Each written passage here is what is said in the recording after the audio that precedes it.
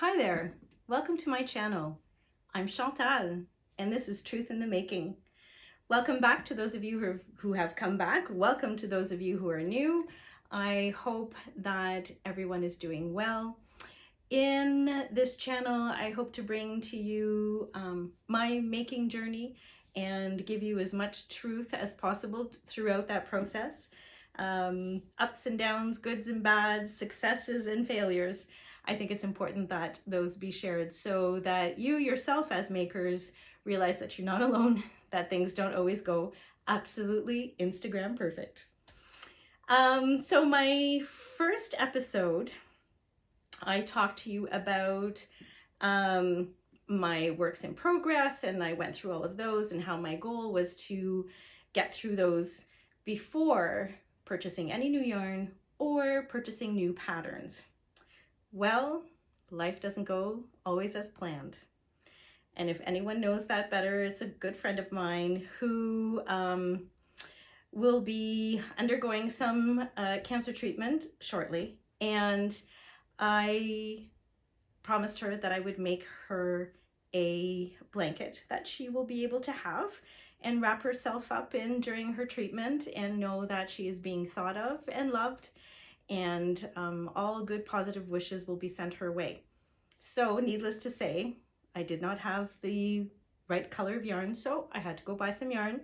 I did not spend any money on a pattern. I chose to follow a stitch pattern from Bag O' Day Crochet. I've mentioned her channel before. I'll also include it at the bottom.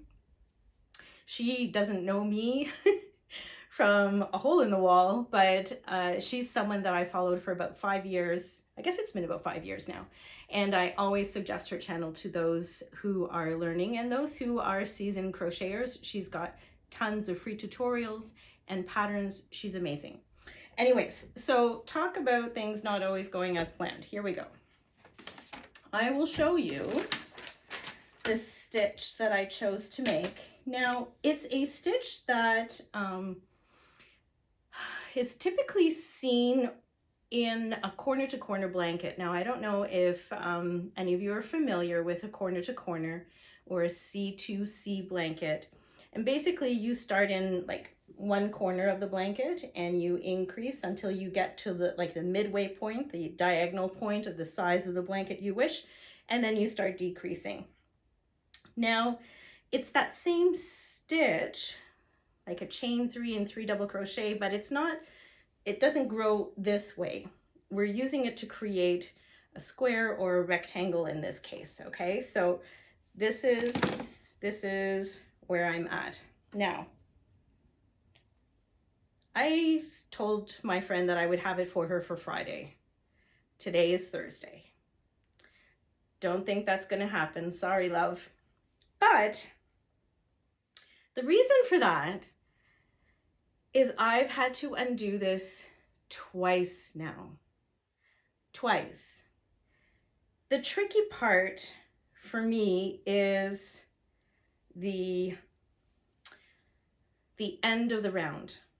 Okay, so the blanket increases in the corners, okay?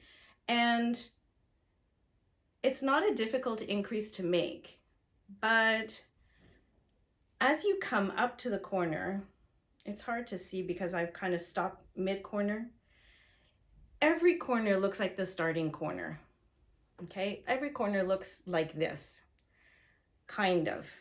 You really have to examine it and look where you've started. You really have to read your work to make sure that you are in fact ending or you're still continuing through the round. So after having undone twice, so I undone 1, 2, 3, 4, 5, 6, 12 rounds, I would guess, in total, I decided to start using a stitch marker. Not rocket science. I think I would have thought of it in the beginning, but you know, hey, I can do this, no problem. Sit in front of the TV and away I go, and it was lopsided. And why did I have more rows on one end? I was like growing here, but not growing equally on the other side. Anyways, it was a schmozzle. And I don't know if you're like me, but when I run into a hiccup, like I've made a mistake and I have to undo it and then get back at it, I kind of get frustrated with it and I just set it aside. I know all I have to do is unravel a few rounds and then keep going, but for some reason I stall there and I get stuck and I actually ignore it, like as if it's going to unravel itself. Anyways, I put on big girl pants and went to it and unraveled it. Like I said, twice. This happened twice. Anyways, we're back on track. We're rolling. So that's how life doesn't always go as planned. I planned on not to buy anything new. I bought something new for a good reason and a good cause, and I do not regret it. I'd do it again. Now, undoing it twice doesn't go as planned. Okay, so what are some of the other things that I've been up to since my last video? Episode 2 was a tutorial. If you haven't seen it, have a look at it. If you want to learn to crochet, I'm teaching you to crochet a dishcloth. So it's part 1 of 2. So on Tuesday, I'll release part 2 of the fabrication of the dishcloth. That's what the dishcloth looks like. So it's a nice square. It's not complicated, basic stitches. You can do this and it's a lot of fun and you'll feel really good about yourself when you're done. And it's something that you can use over and over and over again. Okay, so go and have a look. That's episode 2. And part 2 of learning to make the dishcloth will be coming out on Tuesday. Okay, now back on track. What was I doing this week? So this week, I decided I wanted to make the lane pants. So this is Sid Graham or Sydney Graham. Her YouTube channel is great. She has tutorials based on her patterns. And I think the thing that I love the most is she talks about all the different ways that you can change and modify and make the patterns yours. Go visit her stuff. Again, she doesn't know me from a hole in the wall. I'll include her channel in the description box. Well worth visiting if you like to sew or if you want to learn to sew. You have a sewing machine tucked away somewhere and you just don't know how to go about doing this. She's actually quite good and her patterns are not complicated and well explained. The thing that I struggle with, so when I learned to sew with like Simplicity patterns and McCall patterns, and so those are hard to find now. I think the big pattern companies have gone into receivership, something like that. Anyways, so the way of the old patterns, the fine tissue paper, that's gone the way of the dodo. So what happens now is when you purchase a pattern from an independent designer or an indie designer, you download the pattern in a PDF form, and the pieces are like on the size of an 8.5 by 11, and they're numbered, and you're given kind of like a template of how to line them up and tape them all together, and then you cut the size of your pattern out that you're going to need to make your garment. So it's a little more labor intensive. I think there's other methods that you can use. You can have it printed in large format. I don't know. I can be techie if I want to, but if I can print it out at home and not have to go through someone else, then that's what I'll do. It does require a little bit more work. You have to cut them out, you have to tape them together. And I don't know about you, but my size tends to fluctuate from year to year, and I don't like to go through all that trouble of printing, taping, cutting the size out, and then let's say next summer when I want to make it, I'm hopefully a size smaller. That means I have to print it, tape it, cut it out all over again.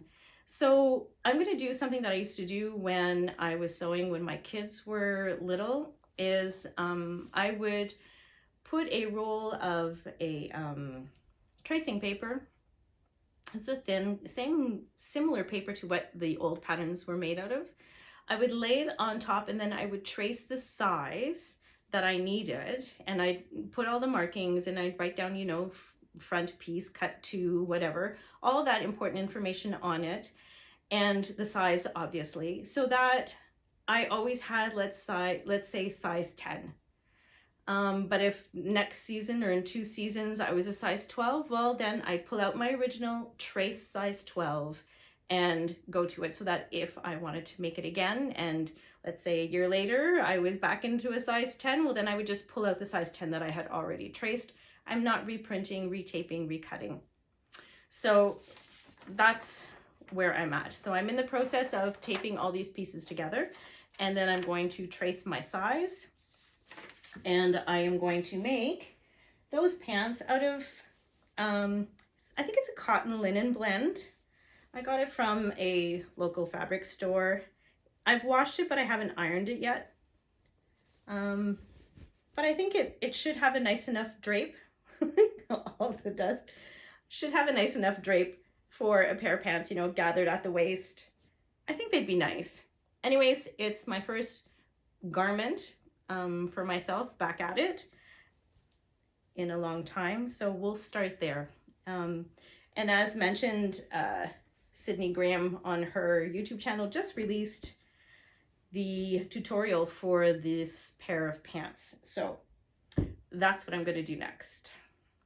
Now, I purchased a skirt, Winners, super cute linen skirt. I don't know about you, I love linen. In the summer when it's hot, it's probably the most comfortable thing.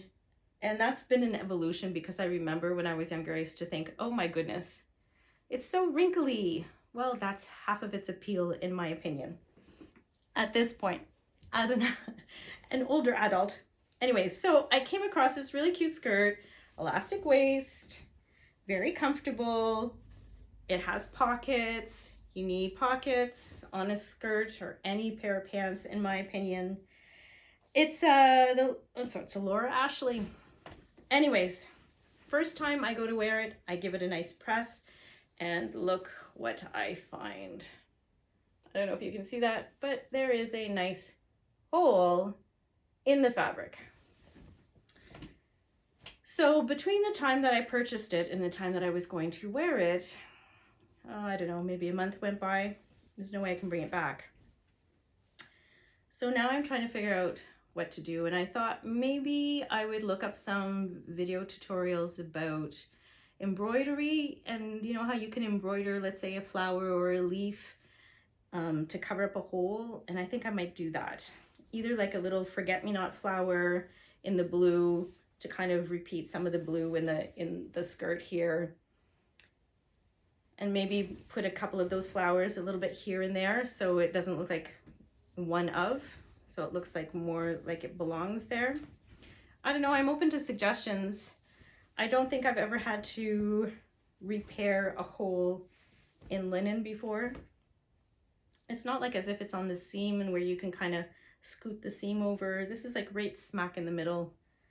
Anyways, suggestions, open, bring them on. Now, what else have I got planned for this week? Oh, it was my mother's birthday this week, and I bought her watercolors, watercolor brushes, and a watercolor kind of like sketchbook, and I bought myself the same thing because I thought it would be fun, a fun kind of activity for her and I to do together to learn how to do watercolors. Now, I came across this incredible artist, again on YouTube. I'll share her channel down below. I can't remember her name. I'm sorry, I'm terrible with names. But one of her videos is a compilation of all her shorts that she has done about like this sketchbook. I don't know if it was a challenge, but basically like every day for 30 days, it's doing kind of like a watercolor study to learn and to figure out how the watercolors work and different techniques and your brushes. And so that video is a compilation of all of those. And I figured that would be such a cool thing for my mom and I to do, is those studies for about 30 days. So we'll probably undertake that sometime end of August, early September. So that's going to be coming. I might honestly fiddle around with them a little bit first, because I don't think I can wait that long. But definitely the sketchbook study I'll do with my mom, and I think it'd be kind of fun to do that together. She's recently, I'd say within the past 2 years, discovered acrylic painting, and she's really gotten quite good. She's learned a lot, and I think it would be fun to do something different and learn a different medium. Anyways, so that's been my week. It has been only a week since the last time I spoke with you. And that's about it. So it's been busy. I've been gardening. It's been very hot here, doing lots of watering. So I'm going to let you go, and so that you can get back to your making and I can get back to working on this blanket so I can get it to my friend as soon as possible. Have fun, create, enjoy, and don't forget to smile at someone today. We'll see you next time. Bye.